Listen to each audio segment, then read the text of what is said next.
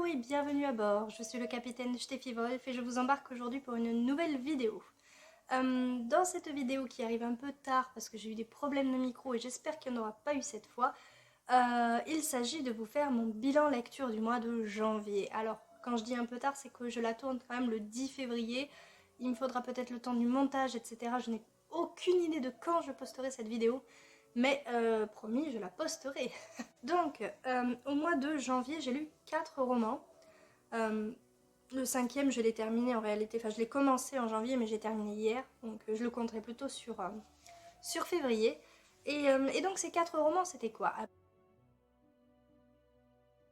Bah alors, pour commencer, j'ai lu une excellente, mais alors excellente, romance de Noël, Les Entraves de l'hiver de Jenny Bergier aux éditions Plume Blanche. Pourquoi je dis excellente? Parce qu'on a une romance de Noël toute douce qui arrive tranquillement. C'est vraiment de la low romance et puis en même temps c'est quand même du fantastique puisqu'on est là dans l'histoire de Jack Frost, le gardien de l'hiver. Et voilà, et c'était juste tout mignon de voir ces deux personnages se rencontrer, vivre ensemble des petites aventures, etc. Et bref, voilà. Tout ça pour lui avoir mis la note de 17 sur 20. Oui, je vous ai pas dit de quoi ça parlait. Donc, dans Les Entraves de l'hiver, on a Jack Frost. Je suis désolée, il y a une mouche qui est en train de périr là. Enfin bref. Euh, enfin bref, donc on a Jack Frost qui en a assez d'être un gardien de l'hiver, qui n'est réveillé qu'une vingtaine de jours par an et qui a envie donc de sortir de ce carcan, de céder sa place, d'arrêter d'être mis en sommeil à chaque fois que l'hiver est enclenché. Et donc il va essayer de combattre le gardien qui doit le renfermer. Et puis à côté de ça, on a je ne sais plus qui, l'héroïne, qui elle est plutôt une mère courage, même si... Tiens, ma fille m'appelle. Même si en réalité, elle est une des plus âgées parmi une fratrie de 12 ou 13 gosses, donc voilà. Et pourquoi mère courage? Parce qu'elle va s'occuper de cette fratrie comme le ferait une mère, alors que sa mère, elle a démissionné. Elle travaille aussi dans une maison de retraite, enfin bref, elle a plein de qualités. Mais elle a aussi quelques défauts, hein, ce qui en fait quand même un personnage réaliste. Et donc elle va rencontrer ce Jack Frost et ils vont bien sûr tomber amoureux, hein, il n'y a pas de spoiler là-dedans. Et voilà. La deuxième lecture que j'ai faite, c'était une suite, un deuxième tome. Il s'agissait... Si j'arrive à faire cette vidéo, ce sera magnifique.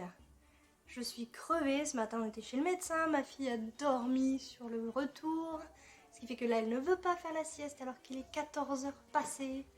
Bref, ma deuxième lecture donc c'était Volet Noir, le second tome de Meg Corbin, donc par Anne Bishop aux éditions ici Milady. Dans ce tome 2, alors j'avais adoré le tome 1, ça avait été pour moi un coup de cœur, une véritable découverte. Et dans ce tome 2, donc, on retrouve l'héroïne, Meg Corbin, une Cassandra Sang, et son ami, un peu trop proche, Simon Wolfgard, qui lui est donc un loup, un homme capable de se métamorphoser en loup, ou plutôt un loup capable de se métamorphoser en homme. C'est plutôt là qu'est la différence. Donc c'est un autre, comme il s'appelle. Et ensemble, ils vont partir un petit peu faire une enquête sur une espèce de drogue, ou même plusieurs drogues qui rend les autres, les métamorphes entre autres, malades. C'est-à-dire que ça les empêche de bouger, ou bien une autre drogue les rend complètement fous furieux, enfin pour les humains. Et donc voilà, ils vont partir sur les traces des fabricants de drogue et se rendre compte que ça a à voir avec Meg, plus ou moins. Enfin disons que de fil en aiguille, ils vont se retrouver à un endroit... enfin bref, voilà. J'ai beaucoup aimé ce second tome. On entre ici petit à petit dans une espèce de romance entre Meg et Simon, mais vraiment encore plus low romance que les entraves de l'hiver. On plonge toujours plus profondément dans l'univers créé par Anne Bishop, donc c'est vraiment très intéressant parce qu'on découvre d'autres peuples, etc. C'est vraiment pas mal. On n'est pas dans du coup de cœur parce que la partie découverte d'un monde pareil a disparu, mais c'était une très bonne lecture et c'est un 17,5 sur 20. Le troisième livre que j'ai lu, il était comme le premier, aux éditions Plume Blanche, et il s'agissait du premier tome de Lune Ardente, donc Crépuscule de Morgane Rugraff, et là, clairement, on est sur du coup de cœur. Est-ce que vous voyez la pavasse? Eh ben, j'ai mis 5 jours à la lire. Moi qui mets 3 plombes à lire, d'accord 5 jours pour ça. Et c'est pas écrit spécialement gros, hein. Donc voilà. Mais il est magnifique. Et puis l'histoire est génialissime en fait. On est ici dans un roman de fantasy qui peut nous paraître un peu basique, puisqu'on a le peuple de la lune opposé au peuple du soleil, le peuple qui va monter sur de gigantesques loups guerriers. Ça par exemple c'est la couverture du tome 2. C'est une duologie. Et voilà. Autant vous dire que je vais le lire, le deuxième. Donc les loups, les lions. Et donc ici on était surtout au royaume des lions. Mais oh, c'est pas possible ce marque-page indiscipliné. Donc au royaume des lions, au royaume des sangs de soleil, parce que la princesse sombre lune, donc du royaume de la nuit, propose pour faire cesser la guerre entre ces deux peuples d'épouser le fils le plus âgé, l'héritier du royaume des sangs de soleil. Évidemment, après réflexion, le roi va accepter. Bien sûr, dans cette réflexion, il y a comment massacrer les sombres lunes autrement que ce qu'on avait prévu de faire. Et s'ensuit tout un tas de péripéties au royaume des sangs de soleil. Oui, voilà. Alors je disais, c'est un univers qui paraît simple, puisque ce sont deux mondes, deux peuples que tout oppose, hein, la lune, le soleil, machin et tout ça, la nuit, le jour, bref. Mais c'est tellement plus que ça. Morgane Rugraff nous crée un univers complexe, fouillé, avec des légendes, avec des raisons d'être de cet univers fantasy que l'on peut penser basique. Et donc c'était vraiment pour moi un gros coup de cœur. Les personnages, je les ai adorés. Siobhan, la princesse, elle est juste géniale. Les deux princes, le prince héritier et puis le prince un peu plus jeune, sont excellents eux aussi. Ils ont de belles personnalités, des personnalités intéressantes.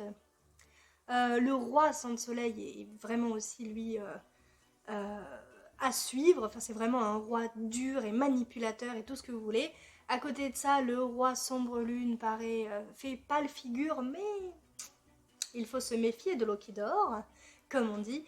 Et bref, j'ai vraiment adoré ce roman. Je vais donc m'empresser, dès que faire se pourra, d'acheter le tome 2 et de préférence donc en papier parce qu'il est magnifique. Donc, le dernier livre que j'ai lu en janvier 2022, c'était aussi plus ou moins un tome 2 en fait. Il s'agissait de Lohengrin, le chevalier au cygne de Alice Sola, aux éditions elle-même, puisque Alice Sola a auto-publié ce roman qui lui fait suite, donc comme je disais, à un roman qui lui, ça fait beaucoup de qui lui, a été publié en maison d'édition. Et c'était Le Lac des Cygnes, donc de toujours Alice Sola forcément, mais aux éditions Magic Mirror, avec une magnifique illustration de Mina M. Donc voilà. Et ici on reprenait donc le conte du Lac des Cygnes. Waouh. Et donc dans Le Lac des Cygnes, si jamais vous avez vu le ballet ou ne serait-ce que le film, moi j'ai vu que le film, hein, il y a donc une opposition entre le cygne blanc et le cygne noir. Et donc autant ici on va suivre le cygne blanc, autant ici on va suivre le cygne noir. Il est à noter que l'illustration est également faite par Mina M, donc ça fait vraiment, comme ça je crois, je sais pas, comme ça, ça fait vraiment une suite. Donc ici, comme je vous l'ai dit, on suit le cygne noir, mais aussi le chevalier au cygne, donc Lohengrin. C'est un autre opéra de Richard Wagner, j'hésite à vous le dire en allemand, enfin à l'allemande plutôt. Et moi j'en avais entendu parler lorsque je faisais mes études, et donc je m'intéressais fortement à cette histoire. En plus ça reprend la mythologie germanique, nordique, donc avec Yggdrasil, les 9 mondes et compagnie, et bon, rien que pour ça j'aimais beaucoup. Donc on va avoir le chevalier Lohengrin, le cygne noir qui vont être faits prisonniers d'une sorcière des mers, et donc l'un comme l'autre vont faire tout ce qu'ils peuvent pour se sortir de là. Ils ont aussi tout un tas d'autres compagnons, une espèce de ménagerie de cette sorcière des mers, et on va petit à petit comprendre qu'elle n'est pas juste complètement tarée à collectionner des gens comme ça, mais qu'elle a un plan. Et donc, nos deux personnages principaux vont tout faire pour déjouer ces plans machiavéliques et diaboliques. Et je crois que j'ai coupé une partie parce que c'était un peu spoilant. Bref, ce que j'ai aimé dans ce roman, c'est donc la mythologie germanique hein, et nordique, tous les rappels que l'on peut trouver à cette mythologie. Et ce que j'ai moins aimé, c'est le travail éditorial en fait. Alors ça existe aussi dans les maisons d'édition, donc il ne faut pas se dire que c'est à cause du fait que c'est un roman auto-édité, hein, mais je pense que ce roman aurait mérité une autre relecture, de manière à enlever quelques coquilles. Et enfin, il y en a beaucoup. Pas non plus des masses, hein, mais je veux dire, moi ça m'a gêné.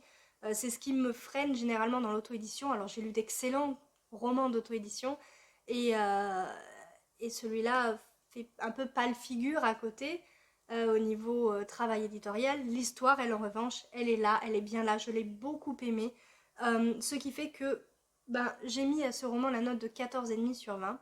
Alors le 14,5, juste une bonne note, hein. Il n'est pas que dû au fait qu'il y avait des coquilles, hein. Je vous dis, on peut en trouver dans des maisons d'édition aussi, hein, même d'assez grosses maisons d'édition qui font plus trop attention à ce qu'elles écrivent parce que on va juste acheter leur bouquin pour leur nom, voilà, ou le nom de l'auteur qu'il y a derrière, hein, donc bon voilà, bref.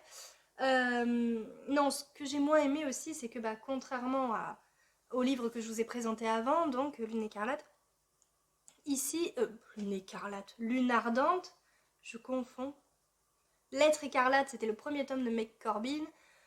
Lune ardente, c'est le premier tome. Wow, je sais pas ce qui se passe dans ma tête, mais c'est la cata. Bref, j'ai été mitigée aussi parce que les personnages, j'ai eu un petit peu du mal à rentrer dedans, dans l'histoire aussi. Si vous voulez, au tout début, j'étais à fond dedans parce que c'était la découverte, je voulais connaître Lohengrin et compagnie, savoir ce qu'il advenait de ce signe noir. Et comment vous dire, à un moment donné, j'ai été coincée et il m'a fallu un temps pour lire, je sais pas, 100-200 pages. Elles m'ont paru mais longues, je m'en sortais plus. Et puis après, d'un seul coup, c'est revenu, l'action était là, les sentiments étaient là, l'envie de lire était là aussi, c'est peut-être ça, je sais pas trop. Mais bref, du coup voilà, je suis vraiment très mitigée sur cette histoire. Et vous venez de l'entendre, je saurais pas trop vous dire pourquoi. C'est tout pour cette vidéo, j'espère vraiment qu'elle vous aura plu, j'espère plus encore qu'il n'y a pas ces grésillements de micro. Et voilà, quant à moi maintenant je vais essayer de vous préparer une petite vidéo, si j'ai le temps, puisque ma fille a l'air de s'être endormie. Voilà, une petite vidéo qui suivra celle-ci et qui trouvera un écho dans une autre vidéo encore. Bref, j'ai plein d'idées pour une fois, il faut juste que le micro fonctionne, voilà, c'est tout. Et que mon café ne refroidisse pas trop. Bref, c'est tout pour aujourd'hui, disais-je. Je vous laisse. Si cette vidéo vous a plu, n'hésitez pas bien sûr à lui mettre un petit pouce rouge, à commenter, pourquoi pas. Dites-moi, vous, si vous avez lu ces livres, s'ils vous ont plu ou pas du tout, pourquoi et compagnie. Quelles ont été à vous vos lectures de janvier. Enfin bref, racontez-moi votre live comme moi je le fais. Et puis si ce n'est pas déjà fait et que vous pensez que ça peut vous plaire, abonnez-vous à cette chaîne. Voilà.